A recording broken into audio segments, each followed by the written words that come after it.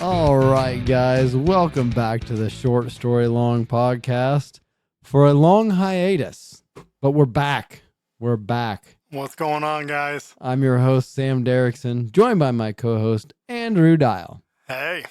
So the last episode dropped on February 25th. And today's April 20th? 20th, 420. Oh, 420. Yep. All right. And I really feel like a piece of crap Well, because... you should. Okay. Because the Straightforward Farming has dropped 2 episodes since we've dropped our episode. Is that good? That's pretty good, yeah. Is it good? Okay. I'm what I would consider a refrigerator panda. I just kind of drink the stuff in Sam's fridge that they don't want. Well, we've been cleaning it out, and then Dozer for Lent gave up alcohol, which is part of the reason. I'm not going to blame the whole thing on him for not having a podcast, but having a podcast sober is not as much fun as having a podcast with some libations. So I think that's everything in life, brother. Hey, the older I get, the more I realize you don't have to have fun to have alcohol. This is true. So anyway, my beer fridge down here is normally completely stuffed, like over full, like the shelves are bowing inside of it. But in anticipation of moving in the near future, I've been excruciatingly slowly trying to reduce the amount of stuff I bring home and try to get rid of some stuff, which will tie into later in the episode. Sam's turning over a new leaf. I'm trying. However, the discount gas station booze got me last week. The gas station in Long Creek the hoopties had half off liquor, so I got a box of Cayman Jack margaritas, a box of Hoop Tea, and a box of Happy Dad hard lemonade. Those are good. Never had one. That's why I asked you if you wanted ice. We had warm beer down here. Oh, yeah. No, we'll just drink what's in the refrigerator. We got to rotate Rotate stock. first in, first out or whatever. And then First in, first out. Yeah. Yes. So that's what we'll do. We don't have any listener emails today, do we? 0. I checked. Saying, hey, email in. We'll do a podcast. And nobody emailed in. So, yeah, I would say that Rebecca out in wherever she is, out west, has been kind of sending random gifts, I guess, to tell us to do an episode. So, anyway, Anyway, here we are. a lot of life has A happened. lot of life happens in 4 months or 3 months, whatever it is. A month and a half. Oh, well, technically. Feels like 3 months. I For know. crying out loud. So thankfully, I have my gallery, my photo gallery. Yeah, that's how we figure out what we're going to talk about now. We go through our what we've taken pictures photo of. gallery and go through pictures. So, I mean, do you want to go in chronological order, or is there something you specifically want to talk I about? have all kind. Let's start the most recent and head back. We could do that. So let's talk about the swap meet. Okay, that was last weekend. That's the freshest in our mind. Yep. So when Sam and I did a swap meet 2 years ago, we decided we didn't have enough stuff to have a booth every year, but we were going to have one every 2 years. Sure. And then when we got balls deep into chainsaws, I was like, we should be the chainsaw booth. We should be the chainsaw booth at the swap meet because Go ahead. everybody loves chainsaws. And if they don't think they love chainsaws, they secretly do love chainsaws. Mm-hmm. And it was funny because you were like we should have had the bingo cards set up for like stuff people say, Oh, yeah. because you were like, people are either going to be like showing their tism or like, that looks like work. I heard that twice. Yeah. So, yeah. So I signed up. I didn't invite my father-in-law just so we didn't have to have, because last time Sam and I didn't end up in the same booth, which was kind of a bummer because then we'll hang out with my buddy. And Which we thought we would be like, we'll be right next door, which we were, but separated by a fucking driveway. a big one. A big one, yeah. So I signed us up, and in the midst, I signed up 2 or 3 months early or however early you sign up for these things. which it worked out because usually I have a turkey tag that weekend, and I didn't get second season turkey tags. So I got third season, so I was open that weekend even, which was good for the swap meet. And I ended up killing a turkey anyway, so it didn't matter. Usually, I feel like the sooner the better. Yeah, we won't go on a turkey hunt. I won't get into the weeds on why I like certain turkey seasons. There's 5 turkey seasons in Illinois. First season's a little cold. Second season's like right on the money, but you don't get a weekend. So no, first season you don't get a weekend. Second season you get a weekend, and it's a little warmer usually. I thought you weren't getting in the weeds. This is what we're doing here. Okay. You're not adding to this podcast. I have nothing to add to turkey hunting. I'm still going through my Galleria. Anyway, so we had the booth about a month or so before the swap meet. My wife's like, "Hey, my friend who's getting remarried, we're having her bachelorette party, April 12th weekend. Hope you're not doing anything." I said, "Actually, I am doing something. I have a booth at the swap meet." And she's like, "Okay, well, just," I was like, I'll take the kids. And we were getting stuff together so the kids could sell stuff too. I wanted them to do some wheeling and dealing. This is life lesson stuff, Yeah, it's right? life lesson. Well, the original goal was when we got there, they each were going to have $5 to go find something at the swap meet to buy for $5 and to resell at the swap meet or afterwards for more than $5.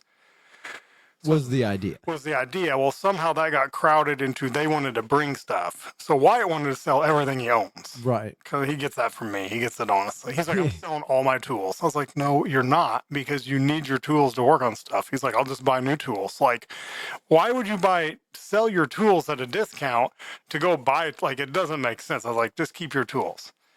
Which I kind of get into that on project cars and stuff. So he gets it honestly. He does get it honest. So then Emma's like, I have nothing I can sell. Because that's how little girls, whenever they feel that they've been wronged and, there's an injustice. So I was like, okay, well, we've got chickens. We'll bring chicken eggs. This time of year, we have more chicken eggs than we could ever eat. Right. So if anybody needs any chicken eggs, $3 a dozen, hit me up. We'll ship, I guess. Anyway. So we brought the kids, and I told them to bring tablets in case they got bored, which Emma did bring her tablet. Wyatt didn't bring his tablet because, in his words, "I'll be doing business the whole time. I'll be selling so much, I don't even have time to even think about my tablet." So Sam rolls up to our house at 5:45 a.m. A little earlier than that, but yeah. Do you feel like the kids? I don't quite remember. They were kind of spry. I mean, they weren't like. They were excited. They were more ready than their parent. Yeah. Yep. So, not naming names or anything. Yeah, Laren. Me and Sam almost got in a fist fight over a trailer hitch in the driveway. That was like, I was driving to the swap meet. I'm like, what just happened? Like, that was really aggressive for 5:45 in the morning. I was hungover. Okay. Give me a break. So, backstory, I back up to the trailer. I bring my 2-inch hitch because all trailers are 2-inch hitches until they're not. And I back up to the trailer, no help at all.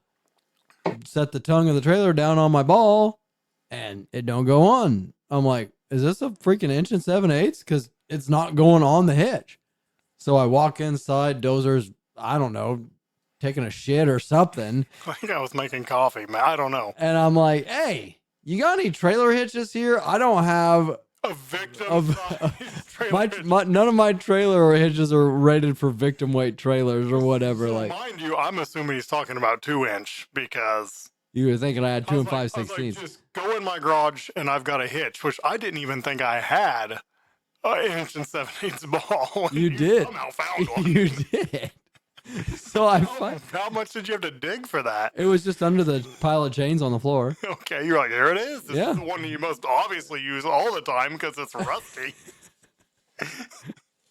Well, I figured the van had the hitch that it needed for the van trailer. Fair. That's fair. So anyway, I pull away from the trailer, change hitch back up to the trailer, and it's like just a sea hair from being tall enough for the new no drop hitch that I had for engine 7/8, obviously for a victim weight tow unit. And I get it dropped on there, and it's like loosey goosey. And Dozer finally comes out like eating a bagel or something. Like, what are you doing? I'm like, I'm trying to hook up to your gay ass trailer. And he's like, what hitch is that? I was like, your victim weight hitch. So anyway, he's like, you idiot. It's 2-inch. So he goes into the garage. You're like, no, I already tried 2-inch, which in Sam's defense, the trailer is like got a tight coupler, I guess you would call it, like your mom. Pro tip. You are supposed to grease your receiver hitches. There's no Zerk on it, brother. Anyway, so I was like, what do you want me to do with this hitch? He's like, just throw it. So he takes it and he like chucks it against the garage, like barely misses, denting the shit out of his siding of his garage. And I put my 2-inch hitch back in it and I drop it. I was like, see, it doesn't work. He's like, no, you gotta yank the thing. And he like just wiggles the tongue of the trailer and drops down on there. I was like, oh, so your trailer is a piece of shit. And like, he was screaming at me. I was like, my safe space was not Dozer's driveway. I was like, what the hell crawled up your ass this morning? Is this the kind of day we're about to have? I was like, okay. So then we pulled down. He's got a 15-minute lecture about victim weight hitches, and he wasn't even using the right hitch. I was in defense mode, okay? Rewind the story. I go in to find Dozer to complain about his victim weight hitch. And the kids are in the living room ready to go. Dozer is not. Well, mind you, as a parent, I had to get them ready first. While that may be true, you had to get your coffee, even though we were going to McDonald's to get coffee. But that's neither here nor there. So Wyatt's in the living room, just got his bag or his shoes tied, his whatever the hope I don't get into yeah whatever Billy Madison says.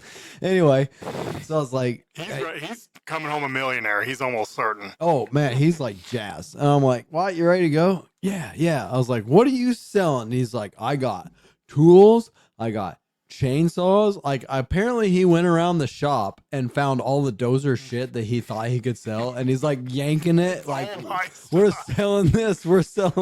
So all of Dozer's shit is loaded in the trailer. Mom and dad's to the attic at my mom and dad's, and we pulled shit out of there that I bought at the swap meet. Yeah. So anyway, I was like, what do you sell? He's like, well, I got chainsaws. And Dozer finally gets done making his coffee. He's like, what are you going to tell him? Do your chainsaws work? He's like, oh yeah. He's like, do you know that they work? He's like, they work. He's like, well, what if they don't? And he goes, that's just business. Just business. That kid, I swear. Oh, shoot. Well, we try not to condone lying, but anyway. So then it turns out Altamont McDonald's, even if you order ahead in the app, they still don't cook it until you get there to the drive-thru. Right. So we pulled Dozer's trailer in my truck through the Altamont McDonald's drive-thru. Yes, that we did. Then we went and I pointed Sam to the direction I thought our booth was. It was in the neighborhood, but... You're not really close, but not as far off as you could have been. They give you paperwork when you sign up, and it says in bold, half the page, bring this paperwork with you. Right, which is exactly the opposite of what Dozer did. Paperwork did not come with us. Still on my refrigerator at home. Thankfully, Spanky was there on his little four-wheeler, and he drove around and found us a spot, and he said, hey, you're over here. And so we set up a spot. Is that the Mopar Spanky? Yeah. No kidding. Yeah. I've never been out there. I've heard so much about it. I've been out there once. Okay. Well,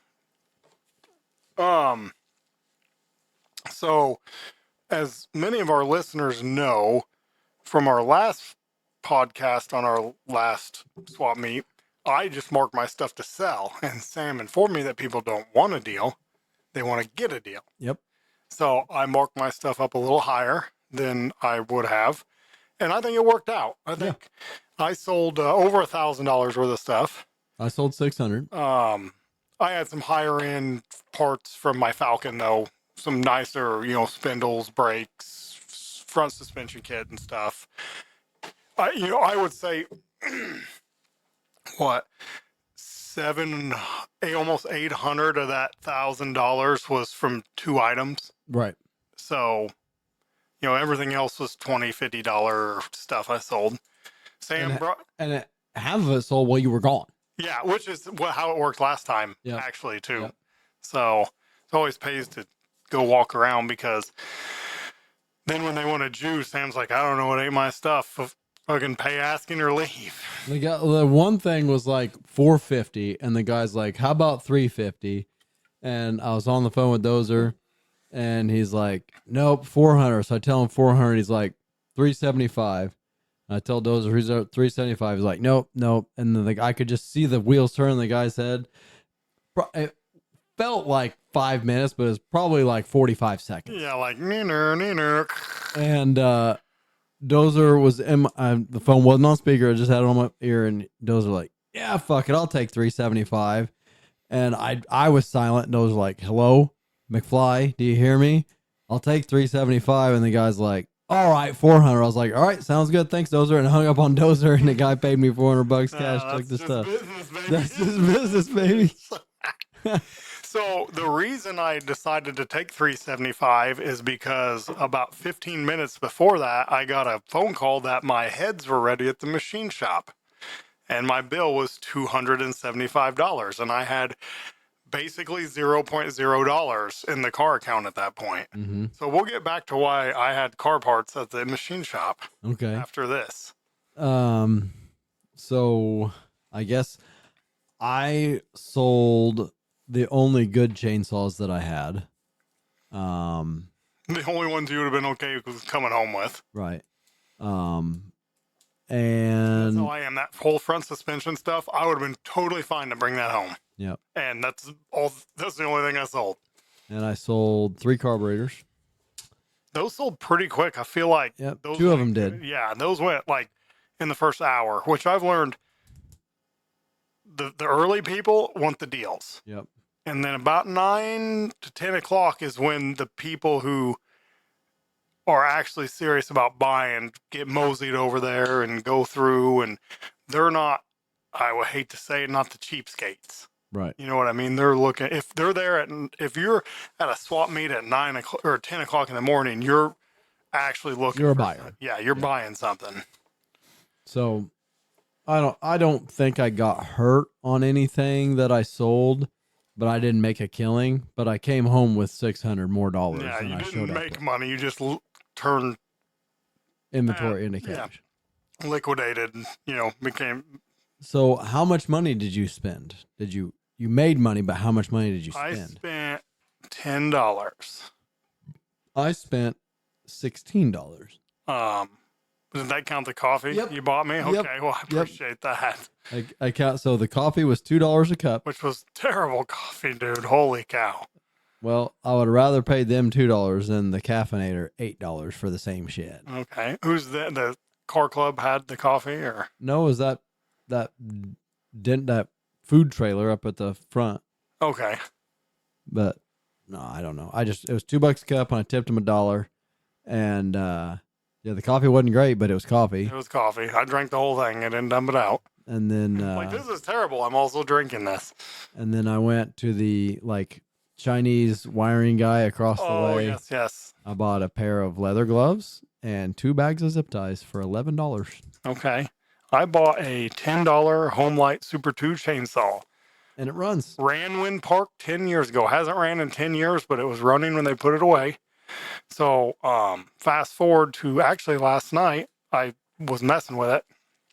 My father-in-law needed to use my trailer because it was still packed full of stuff from the swap meet. Took the fuel cap off. I'm like, this is going to stink. Smell in the gas tank? Nothing. No smell at all. I was like, interesting. Put gas in it. Take the spark plug out. Spark plug looks real good. Dump a little gas in the cylinder. Put the spark plug back in. Crank. Rum, bim, bim, bim, bim. I was like, no way. Here you go. $10 chainsaw. It's cool because it's got two triggers. It's got two triggers. You can run it as a top handle or run it as a Rear like handle. conventional.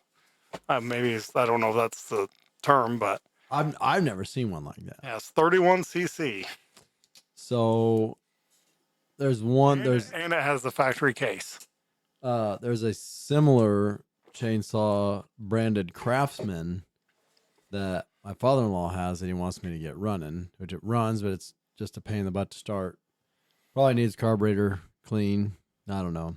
And then he has a Craftsman weed eater that he says a damn good weed eater, but he doesn't have the strength to start it anymore. You got to pull it like 50 times to get it to fire. So he wants me to mess with those, even though I'm not in the two-stroke business. I would just anymore. hand him a can of ether. That's how we get the kids' four-wheeler started, because they have automatic chokes. Well, he wants me to get it running so that I can use it to weed eat my ditch, which I did not plan for 1 second to weed eat, but I was informed Sunday that I will be weed eating the ditch now. So that's fun. That doesn't sound fun at all. No, I was being sarcastic. We should throw money at this problem and make it mechanical somehow. Hey, we could talk about that too, on you throwing money at mechanical things for your new house. We'll get around to that. We can talk all kind of stuff. Like I said, lots and lots of life has happened. So that was last weekend. I felt for some reason it pissed me off at the swap meet, the amount of people that would just finger everything in the booth and walk away and just leave. Not say a word. Yeah. It's just like, why do you need to touch it? Like, I don't know. Like, I don't know if I've ever walked into a booth and touched something unless I was super serious about buying it. Like, there'd be people like, did you share that experience, or am I just being sensitive? I think you're being sensitive because like that's what people do at swap meets. I guess They just like to finger shit. Well, it's just like that fucking. We went to that auction, the Cryle auction, and there was that guy that had to fucking pick up and look at every firearm there. Pulled the trigger on everyone there, and then left. He wouldn't even stay for the auction. Yeah. So, not sure what that was about, but he just had to put his hands on it. Yeah, I mean, I bought that chainsaw. I didn't touch that chainsaw before I paid for it. Like, maybe that's just bad business. I don't know, but I mean, it was $10. So, like, if it was $1,000 chainsaw, I'd have probably made sure it had compression, made sure the gas smelled okay. But anyway, there was no big saws there. No, I sold everything I was willing to keep and had to keep everything I didn't want to come home with. Sure. So about half the stuff went into the scrap bin when I got home. Nice. Which would happen. That's what happened the first time too. Yeah. If you can't sell something for $2.50, just junk it. Sure. So or hang on to it for the rest of your life, like I would do. You're trying to turn over a new leaf. I know it's hard. Well, so hard. It's genetic. You get it super honest. I do indeed. Well, just look at it this way. Like, your dad's doing it enough for both of you, so you don't have to hoard. Allegedly. Okay. Yeah. So any other thoughts on the swap meet? Just it was the attendance was way down this year. They were saying that fuel prices super affects swap meets, so I could see that because at that time fuel was $5.60 a gallon for diesel. I don't pay attention to gas prices. I don't know anything gas. Braggadocio. I don't. I mean, all your muscle cars are gas. I'm not happy about it, but even then, I don't put the 87 in it. I put the $2 more expensive a gallon fuel from QT in it. Yeah. So. Yeah.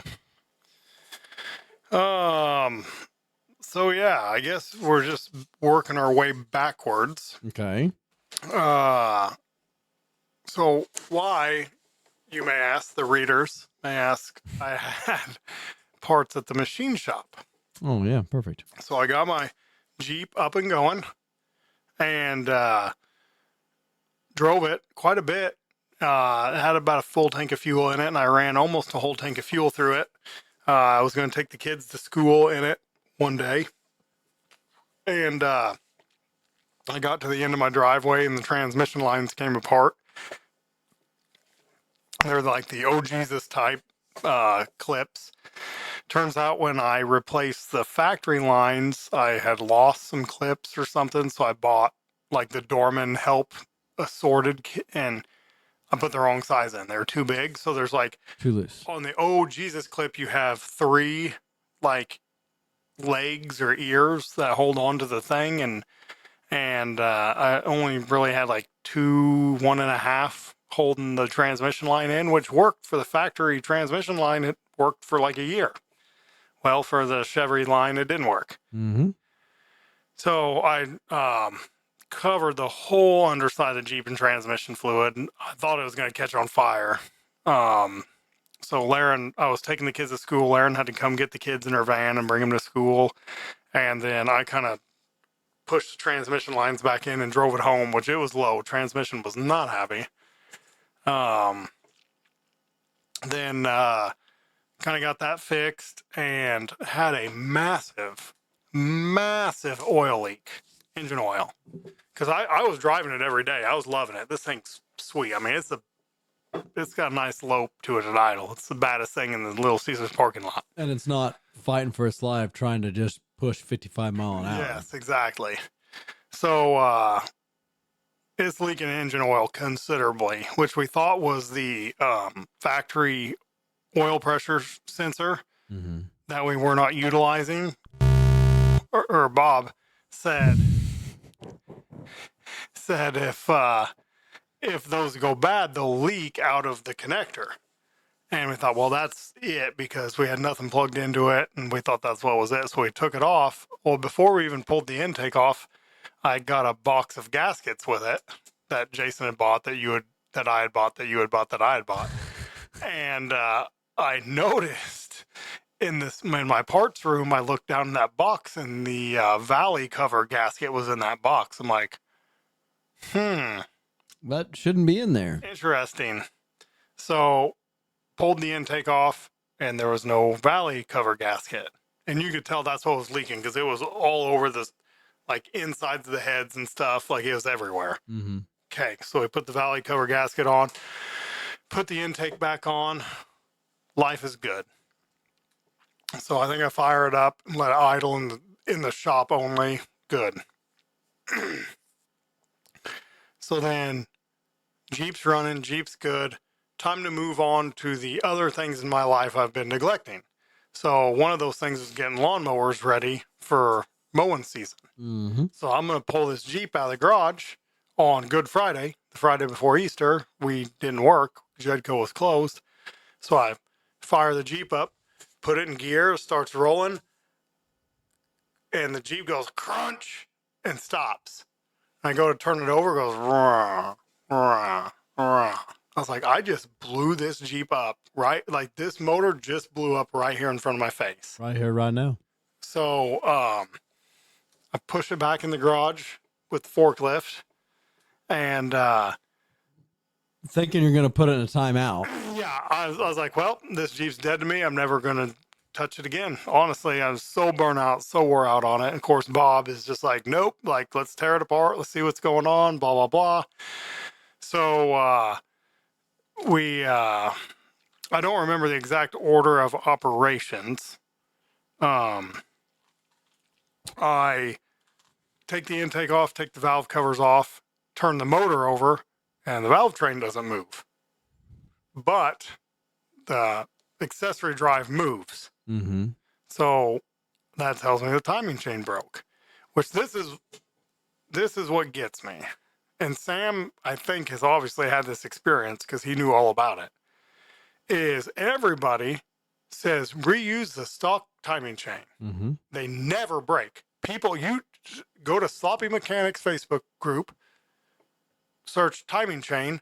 Everybody says reuse them. There's people in there said I've done 100 cam swaps, never seen a timing chain break. Okay, so Jason reused the stock timing chain. I would have probably reused the stock timing chain. Timing chain breaks. Well, you're the biggest idiot in the world for not putting a new timing chain in there. They're only $35. Mm-hmm. Well, they don't break. Yeah, but why wouldn't you put a new one in there? Well, where does it stop? Then do you put an oil pump in there? Then do you put bearings in the crank? Well, if you're going to put bearings in the crank, you might as well put new piston rods on it. If you put new piston rods on it, you might as well have the block machine. Like, where do you stop? Right. So, but then like timing chain breaks. Everybody's like, you are an idiot. Like, You never, ever use the stock timing chain. first off, I didn't rebuild it.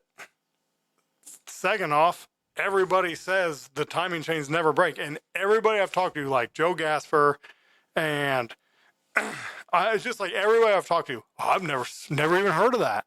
Never even heard of a timing chain breaking. But then everybody's like, you should have put a brand new timing chain in there. And where we're going, you got to go double roller. And, you got to get the LS7 Corvette one and made of unobtainium. And it's just like, just drove me nuts. So luckily, Rock Auto came to the rescue with a closeout one for like cheap. It was a Duralast brand box that had been opened and all the stuff inside of it was taken out of the bags and it had been put back in and taped closed. Nice. So if you what buy private label means on discount. Yeah, if you buy discount Rock Auto and it says famous brand, it's typically a parts store return that Rock Auto gets like okay. insanely cheap. So I think I bought a brake caliper for the 44 that was on a manufacturer closeout and it was famous. I think it was CarQuest. Okay. So good to know. But yeah. So Well, I bought a crank position sensor that was famous brand from CarQuest from Rock Auto. okay. But we'll get to that later. Okay. So I pull the valve covers off and everything looks decent, I guess, mostly. And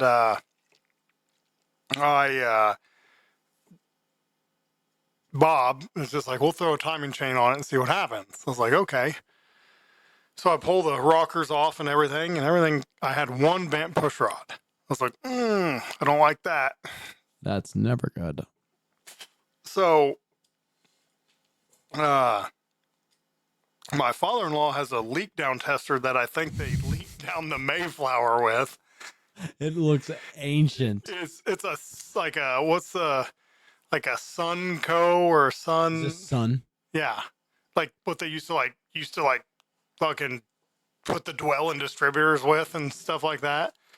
Like, they used to have them big like distributor things you could like test your distributor on. Like, yeah. The Sun Diagnostic Work Center. Yeah, it was that vintage. Yeah. Like, he's like, I'll bring my leak down tester. early 60s. So, Is that still your house? yeah. Or you should take a picture. That should be the cover photo. Okay. So, cylinder 7 is what had the bent intake push rod. So that's the one I leaked down. And it had 15% leak down.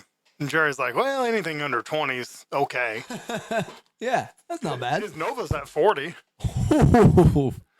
Wonder why that's slowing down. Yeah. So I was like, okay, so I put my hand in the intake port and I could feel air moving. And I was like, well, I don't like that, but that could just be a motor with 180,000 miles on it. And Jerry's like, well, let's test a few other ones. So we put the leak down tester in the next one, 100% leak down. Womp, womp, And womp. Jerry's like, that's not right. There's something wrong. So we put it in the next cylinder, 100% leak down. And he's like, well, this thing's obviously busted because it's freaking older than Jesus itself. Right. So we put it in another one and it's like 10% leak down. We're like, oh. Yeah. So I put a straight edge across all the valves and there's some exhaust valves that are lower than the rest of them. That's never good. So we as in me and the mouse in my pocket, proceed to tear the heads timing chain, oil pan, essentially disassemble this motor besides the crank and pistons and rods in the chassis. Short block. It was discussed pulling the engine, but that didn't happen. So I got it all apart, took it to the machine shop, and machine shops are notorious like 3 to 10 business months. Right. The machine shop I brought it to happened to be doing another set of LS heads.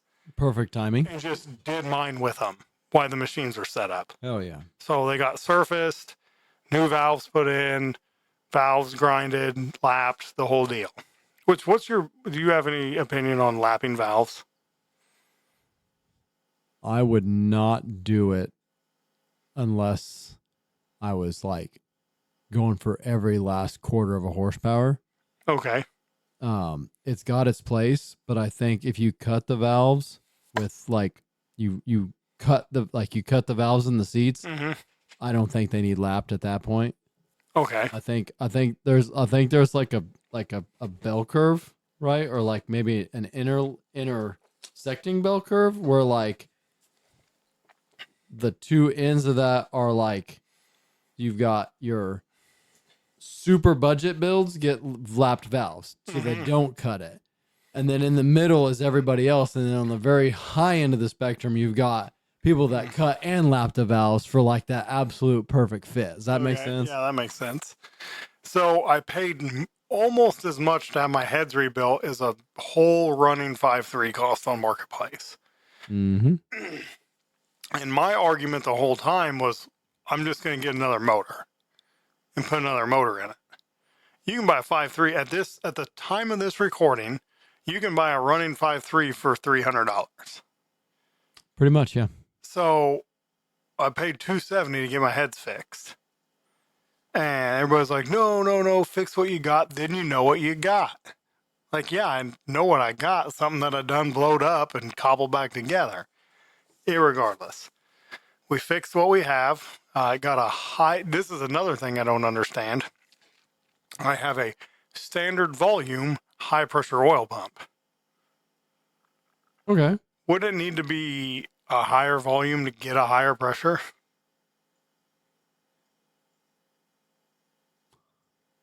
No, because if your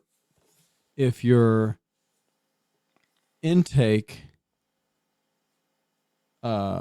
size and your in and your out are the same size, then flowing more will increase the pressure. But at the if you've got a pump hooked up to a fucking 3/4 inch hose and it's running wide open, you're gonna have 50 psi of water pressure, but only X number of gallons per minute.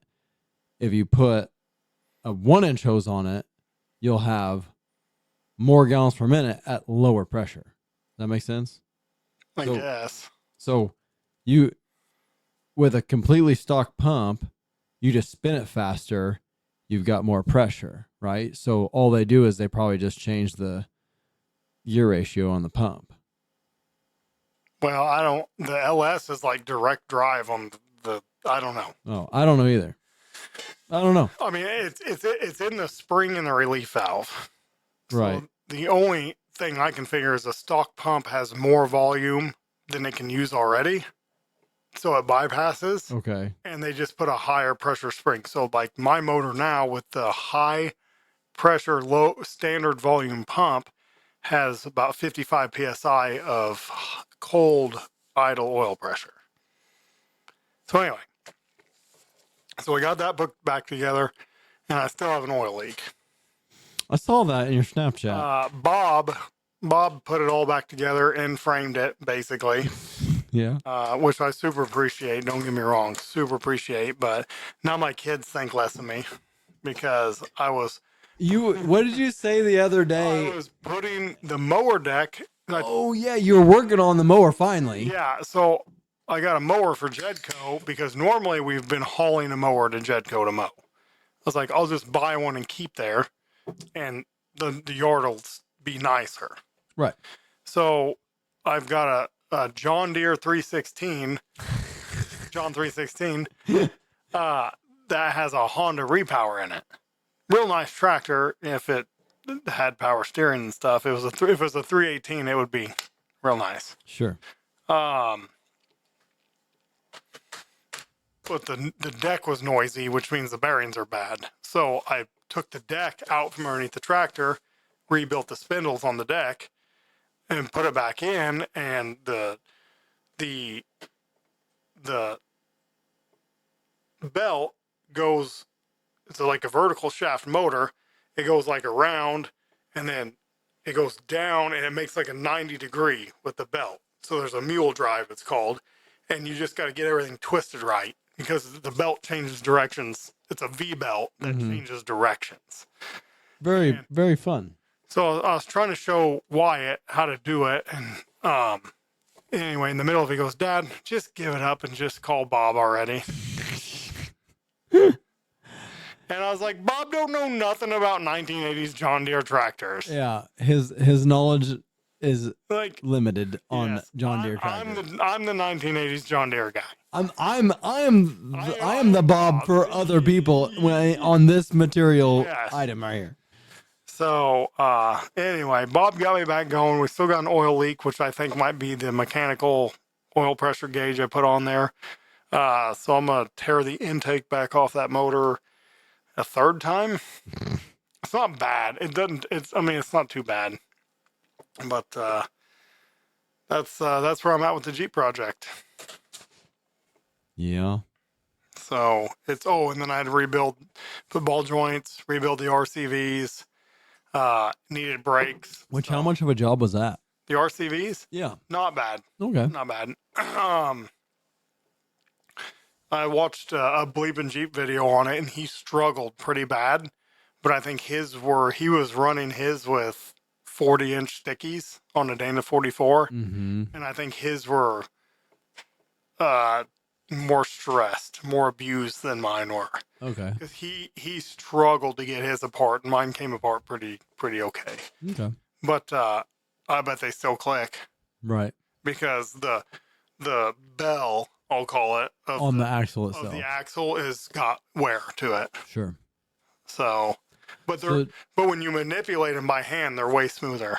So did you use the $80 RCV grease? I did, yes. Because it came in the rebuild kit? No, it came with the axle shafts. Oh, okay. So.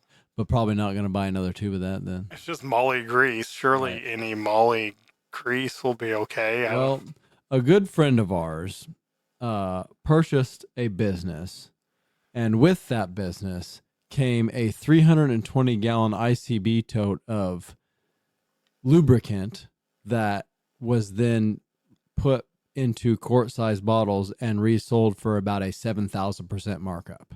Okay. So it's a thing. Every industry does it. Like, that's what gets me about, like, people, I only run Polaris oil in my razor. Like, listen, brother, Polaris don't even make their fucking engines, let alone their own oil. Mm-hmm. They're calling up Harvest King from Rural King and saying, hey, can you make us a bottle that says Polaris on it? And then we'll mark it up 7,000% and sell it to that's all that's happening. Mm-hmm. So, I think as long as you have a high quality, honestly, I would put AMSOIL grease in it. I bought a tube of that the other day from McCormick Diesel Supply. Okay. Mm-hmm. Is that Molly? Yeah. Okay. Well, maybe. And it's purple. I told Wyatt he was helping me. In fact, tonight, before this podcast, we were putting the front end back together, and he was dying to run a grease gun. Mm-hmm. That was the only thing on his mind. And so we greased the RCVs. We greased them when we rebuilt them, but then I greased them when I put them in. I said, Wyatt, you see this grease gun here? Yeah. I said, don't ever grease anything that isn't on this Jeep with this grease gun, because this is very expensive. And anyway, that's the talk I had to have with him. He was probably like, whatever, Dad. Yeah. I was like, this is 100 RCV grease is $89 for a tube. Mm-hmm. And because I was just going to buy more, because I was going to just like dig it out by hand, and no. Not happening. I would assume about any molly grease. Hell, red and tacky would probably do it. You know what I mean? Yeah. Better than no grease. Yeah. Then we've got some people who argue that the more you grease them, the louder they get. So Fair enough. that would be Randy. Randy has some interesting Theories? views on just and nothing against Randy, and we'll get into my other stuff here. So Randy is now an electrician.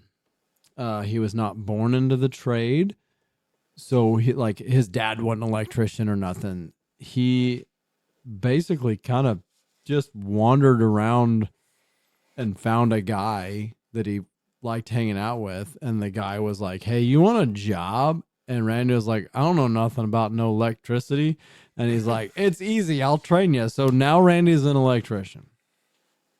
So Randy's only exposure to electricity is at his current employer, and nothing at all against his current employer. I like the man a lot. He's a great guy. But he does a lot of prevailing wage jobs in large union factories. And just as a nature to go along with those jobs, a lot of them are similar to like your government contracts. And if you have ever been in government or around government, you know that there's a lot of unnecessary expenditure. The new bridge that they're building in Neoga, Illinois, on the interstate, costs $150 million. Now, I'm not saying it doesn't take a few $1,000,000 to build a bridge over a 2-lane highway, but $150 million is a little bit excessive. So all that to say, That's like those parks in New York where they put bathrooms in for $30 million. They put one bathroom in. yeah. So all that to say, when you are a contractor and you're doing business in these big factories, the money is not a concern at all. Right, wrong, or indifferent. Because they just need it done. Because like the downtime costs more than the fix. Right. So there's no budget really when you get down. So overall, the job costs X amount of dollars, and they don't care how you get to your final total on your bill. But when you're a homeowner and you're in the process of building a home, every dollar counts. I mean, it adds up. I mean, death by 1,000 cuts. Like if this is only $10, yeah, well, there's a couple thousand of those little $10 that you got to buy. Now we're up to, $100,000 worth of shit. Mm-hmm. So I was asking Randy about rewiring the garage, and okay. And I was at Menards, and I was like, "What of this do I need? What of this do I need?" He's like, "Oh, you can use those, but you really shouldn't. You should get these." And long story short, I got the stuff that I needed, but what sticks in my mind is the receptacles. So you go to Menards, and there's a receptacle for literally 89 cents for a 2-outlet receptacle, your standard house plug, 2-prong with a ground, 89 cents. You don't want those? Those are junk. Those are junk. Okay, Randy, what do I want? Go. And I'm FaceTiming him, right? So walk down, right? Okay, so you're 20 amp. That's what you want. You want 20 amp for the garage. Okay, right there. That's the one. That's the one we use at quote unquote X brand electrician shop. Okay, so I pick it up. It's like $4.89 per receptacle. Now, mind you, the 89-cent one, you can get a 12-pack for like $7, right? So they're even cheaper. And I was like, so what's so special about this receptacle versus, because they're both 20 amp, they're both 2-prong with a ground, they're both double-sided, so you can wire in series. Like what am I missing here? He's like, well, the $5 one, you can just push the Romex into the back. You don't have to use a screwdriver. And I was like, Randy, I don't make $150 an hour prevailing wage. I can take 45 seconds to screw the screws on the side of this receptacle. So I'm buying the 89 cent. Oh, well, yeah, that I guess it'll work. Like, yeah, Randy, it'll work. So they took they set a new pole for me, and they took the old pole down and they left it there. I'm not mad about them leaving it. I'm supposed to call them today to see if they wanted it. I know they don't, but I was told Amanda I would call. But it had the weather head on it to go down to the meter loop.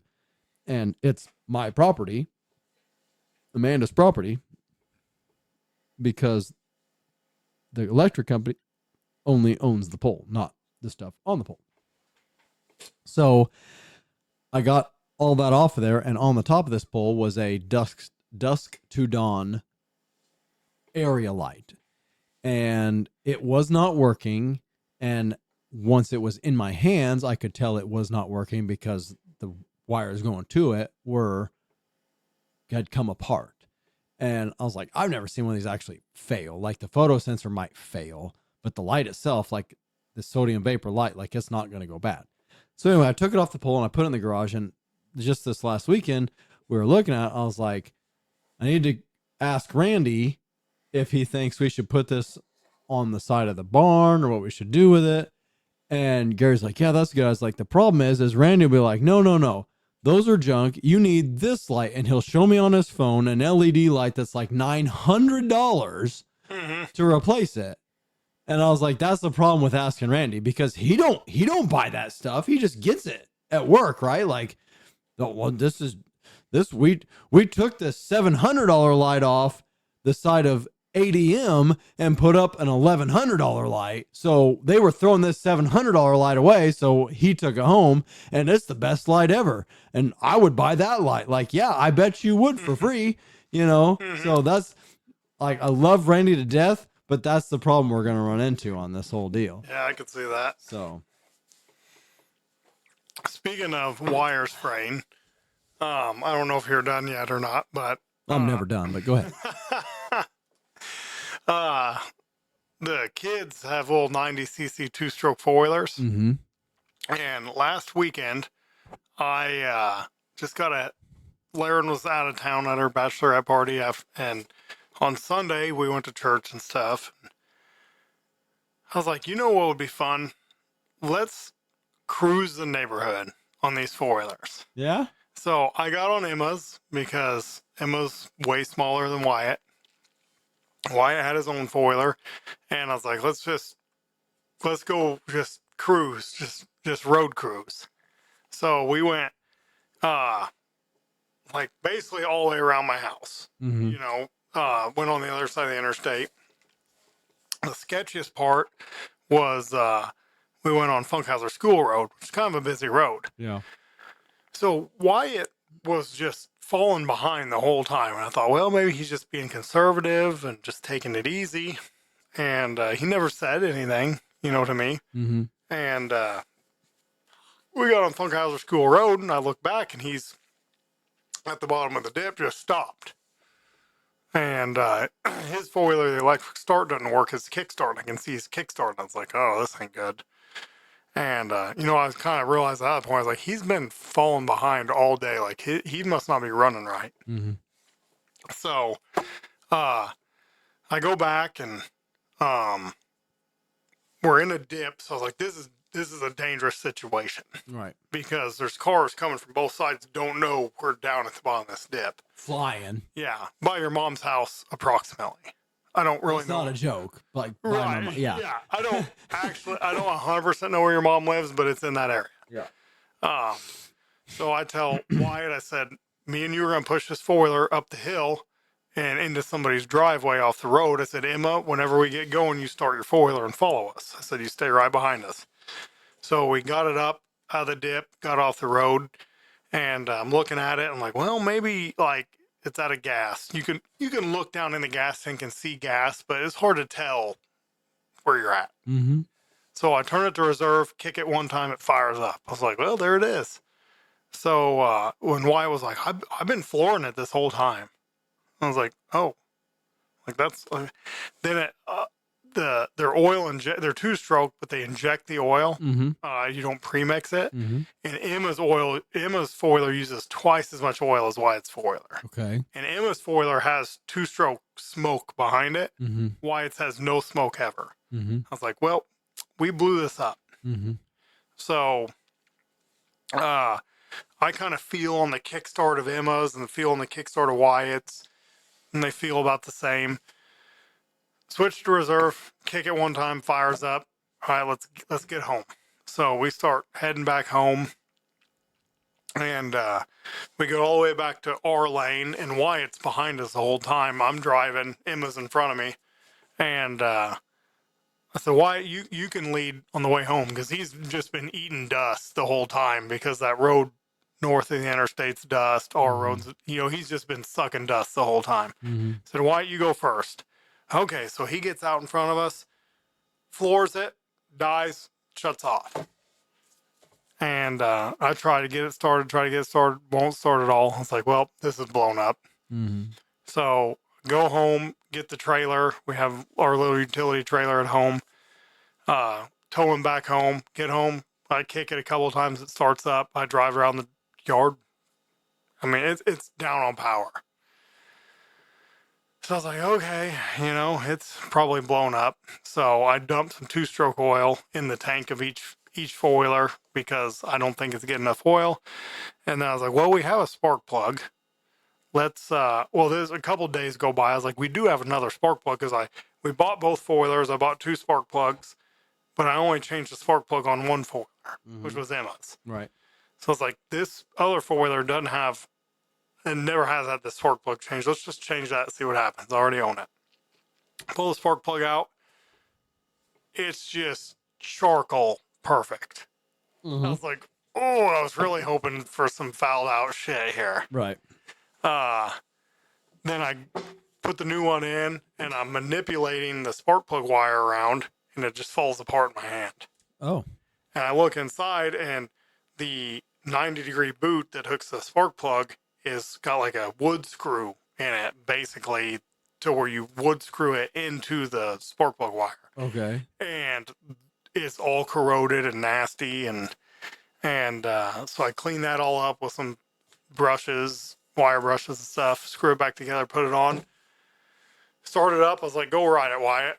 He rips around the pond, comes back, he's got a smile ear to ear. He's like, oh, that's never had this much power. Exactly. It's never been better than it is right now, I was like, okay. Don't change a fucking thing. Exactly. So, I don't know what you said to remind me of that, but anyway. In other news, I guess we can move on. I own a GM that is LS powered now. There you go. So I guess let's rewind to the last podcast. My fiance owned a 2-story farmhouse in Lilyville, on her grandmother's property. It was her grandmother's house. Well, Tragic turn of events happened in such a way that caused the entire structure to burn to the ground without damaging the garage that happened to be 12 feet away from the house. Thank goodness the fire department was driving by. Yeah. And also, thank goodness, I guess I'll shout him out, Ryan Walk was driving by in his hi-ho on a fucking Sunday stroll and was able to come over, and he pushed the giant rotten maple tree into the burning house and got rid of that too. Oh, blessed. Super blessed. Just things work out in life. And since he's like, well, since this is burnt down, you're going to need somebody to clean up. So he left it there, and we cleaned up the entire place over the following couple of weeks. Now it's a nice, decently level piece of dirt. The cellar is filled in. We still need a little more dirt hauled in. Did you have to get any dumpsters? 0 dumpsters. Okay. Ryan hauled off, so everything burnt completely up. I was impressed, honestly. I took one 16-foot trailer load of scrap to TNT from like the roof and pipes and things that didn't burn. And then there was, I don't know how, maybe for Ryan's like a 10-wheeler, there's probably a full dump truck load of concrete and brick that he took back to his place to grind up for whatever he grinds it up for. As long as he takes it, who cares what he uses it for? But there was a lot more than that Gary wanted in one of the little creeks to make a decent crossing out of. So I was like, man, I asked a couple people to borrow their dump trailer, and they're like, what are you going to haul with it? I'm like, well, I'm going to haul bricks and concrete with it. Like, ooh, I don't want you doing that because it tears the shit out of the trailer or whatever. Okay. I was like, well, I'm going to buy my own dump trailer. That way I ain't got to borrow nobody's dump trailer. It's like, I'd come in handy, you know. A man ought to have a dump trailer. So just cruising through Marketplace. As one does. As one does. In rewind, I don't know, 3 or 4 months ago when it was cold and snowing, I was like, I'd like to have a snowplow. And everybody's like, well, you got a side-by-side. Put a snowplow on your side-by-side. Okay, well, the problem with putting a snowplow on your side-by-side is it's about $3,500 to do it the right way, to put a snowplow on your side-by-side. And for $3,500, you can buy a whole plow truck, like pretty well turnkey, ready to rock and roll. Like, it may be rusty. You may not have a super nice plow truck, but you'll have a plow truck, you know. And you won't be tearing up your $25,000 machine. Right.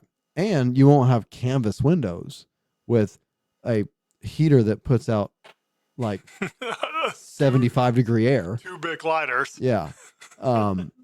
So I was also kind of looking for a snowplow, and like I'd seen a few and passed on a few, and I kind of was thinking to myself, like, I don't need one this season, you know, because it's done snowing.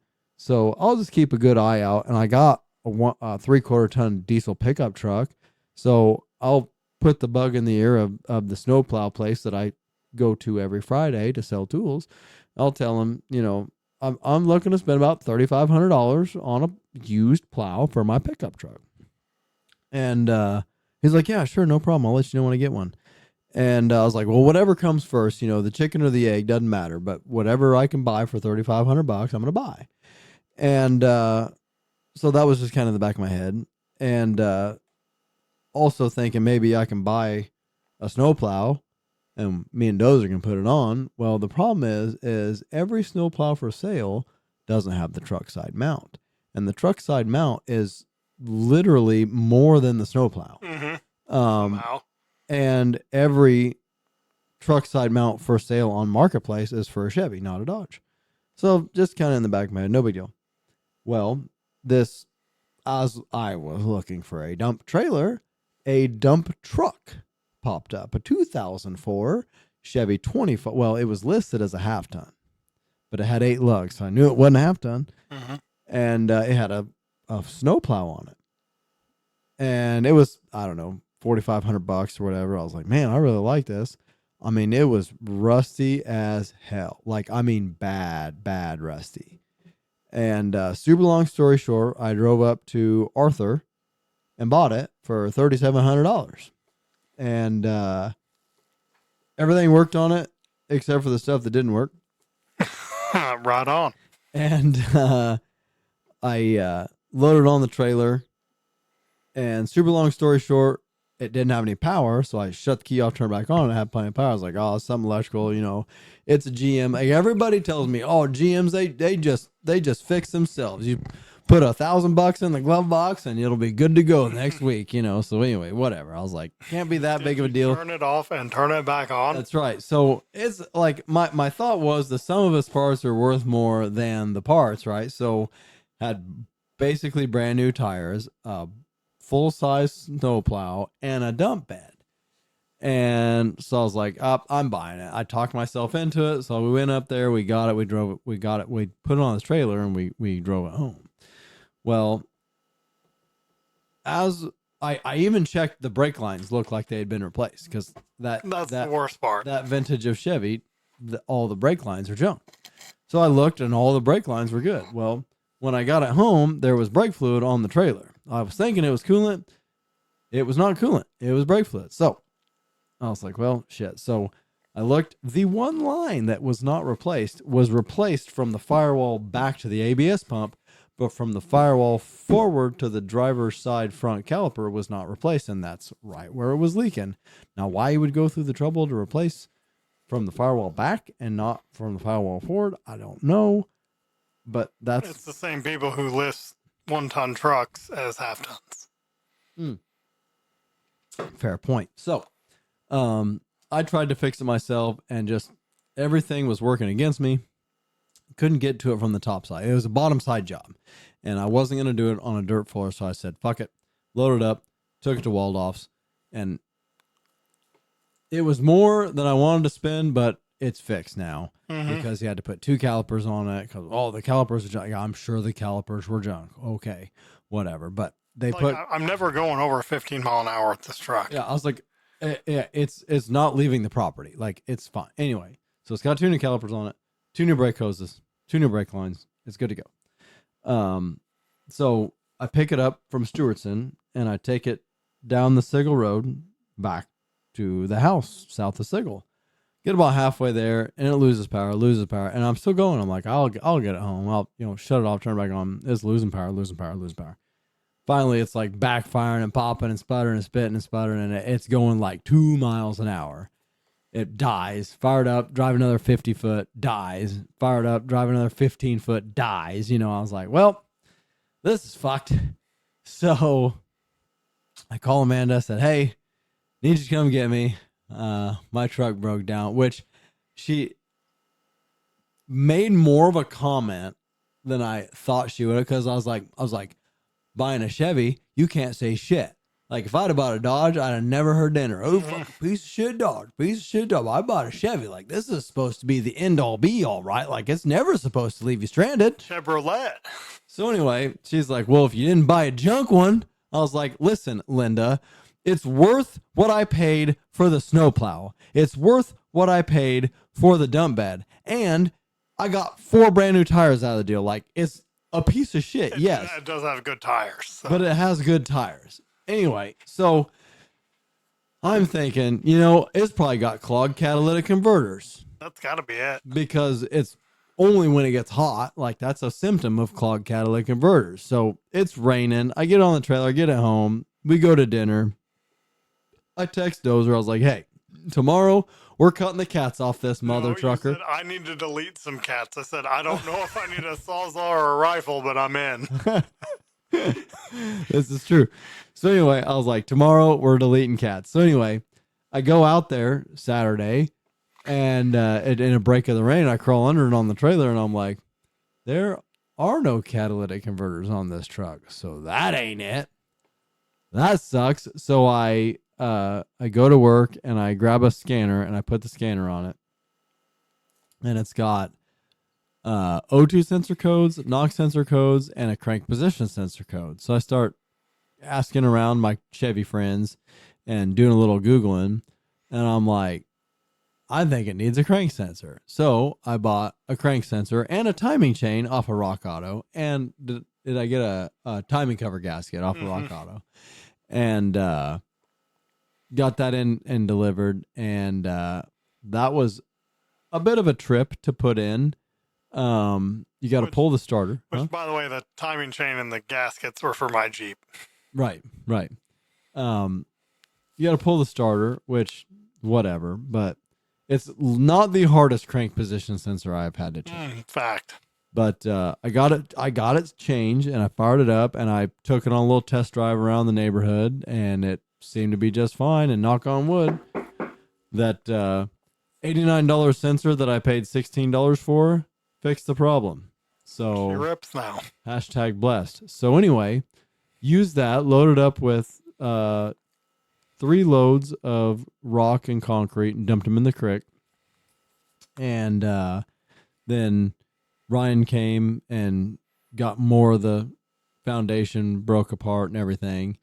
And then Saturday, it was too wet because it had rained Friday. So Sunday, we went out there and we loaded up a truckload of more concrete to put in the creek. But at this point, there's no way to get the truck to the creek to dump the load. So there's another load on the ground that we have to get. But this is just foreshadowing for my future. So the previous weekend, we hauled 3 loads of brick and concrete to the ditch that it needed dumped in. Meanwhile, Ryan took whatever loads he took back of concrete and brick. Amanda was here at my house, and I had went ahead of her because I had to take the scrap into TNT. I was like, there's no reason for you to go, here, relax here for a couple hours while we're doing dinking around with the scrap and whatever. So anyway, we get kind of through with the scrap, and she says, hey, text me, hey, don't dump any of the brick into the creek. I want to use some of that brick for the new house. So I proceed to light my proverbial cigarette, take a drag, and then hang my head and shake it, because we have already deposited at least a literal 2,000 pounds of bricks into both the creek and to Ryan's yard. Okay. And this has just now occurred to her that she wanted to save some. So all day Sunday, we dug through the existing piles of brick, the existing pile of sand, the existing piles of dirt that were just scattered around the property, and got a decent amount of bricks out of it. But I still got to pull some more out of the creek because there's a load of brick on the top of the pile of bricks in the creek that I can pull out, because she wants to use them as the backsplash above the stove. So, yeah, you got to light a cigarette and shake your head. So, but like I said, Ryan came back today and he filled in the cellar hole, and then Did the trunk of that maple tree burn up pretty good? Because last I saw, that was like the main volume you had left was the trunk. So there was a piece of that maple tree. The diameter had burned down considerably. It was about 3 foot in diameter instead of 4 foot in diameter, and is about 6 foot long, with the root ball. And Ryan took it somewhere. Okay. I ain't mad about it. So it's gone. And then, probably, arguably, and I will shout them out. I don't know if I'm going to put it in the show notes or whatever, but did I talk on the podcast about my full-size floor plans? Yes, you did. I believe so.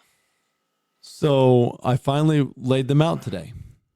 That's what we were doing, laying the full-size floor plans out. So if anybody is planning to build anything, whether it's a shed, a garage, a house, an addition to your existing property,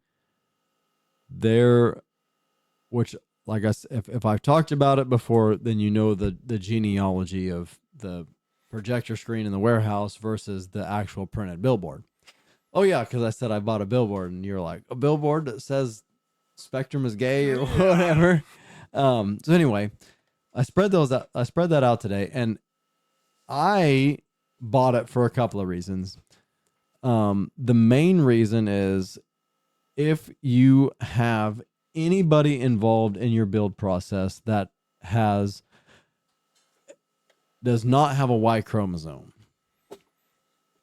then they are incapable of reading a blueprint, just in general. So there's a lot of fringe benefits to this Y chromosome. to this billboard, and one of the fringe benefits that I assumed was to orient the structure correctly. Like, oh, if we just turn it 2 degrees, it'll work better for the placement in the doors. And if we move it 2 foot this way, then the path between this existing truck, like that was in the back of my head, not the front of my thought process, in the back of my thought process. So we roll it out today, and I'm like, grab that corner and pull it this way. And we're rolling it out, and there was a lot of not screaming and yelling, but there was a lot of disagreement. Because what I had in my head was I was going to say 180, literally 72 degrees away from what Amanda had in her head. And I was like, very frustrated, trying not to lose my cool. I was like, I sent you hand-drawn pictures. I've got them upstairs. I want to go get them, and if I send her, I'm not gonna do it. But I drew the property. I drew the driveway. I drew the garage. I drew the shed, and then I drew a rectangle where I wanted the house, which is where I laid out the billboard. And she's like, no. It goes over here. I'm like,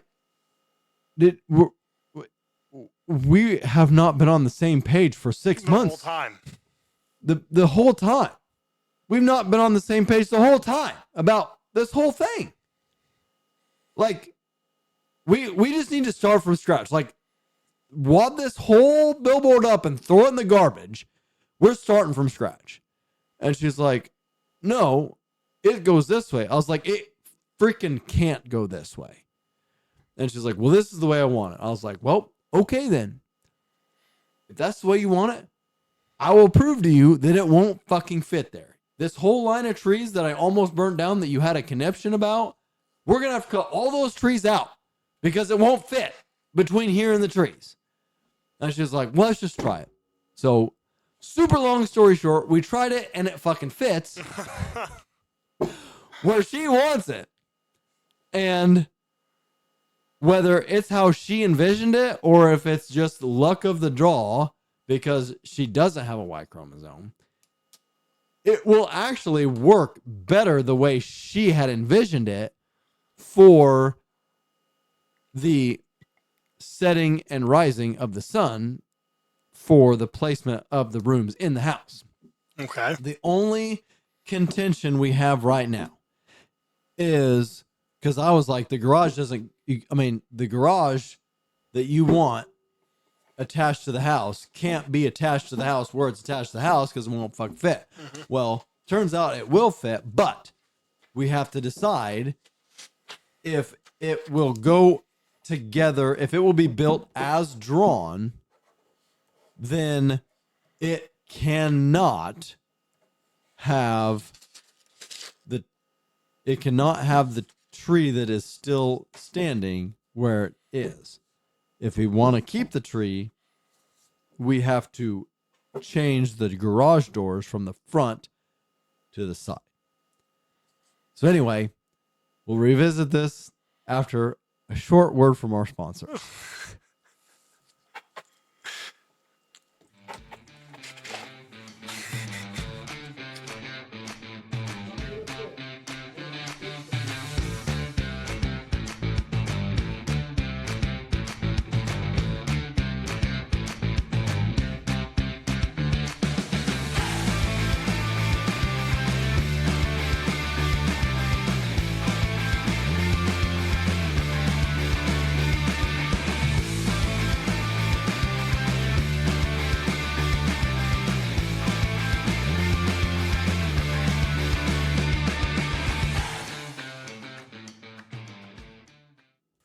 So anyway, all that to say, if you're building something, the full-size floor plans are invaluable.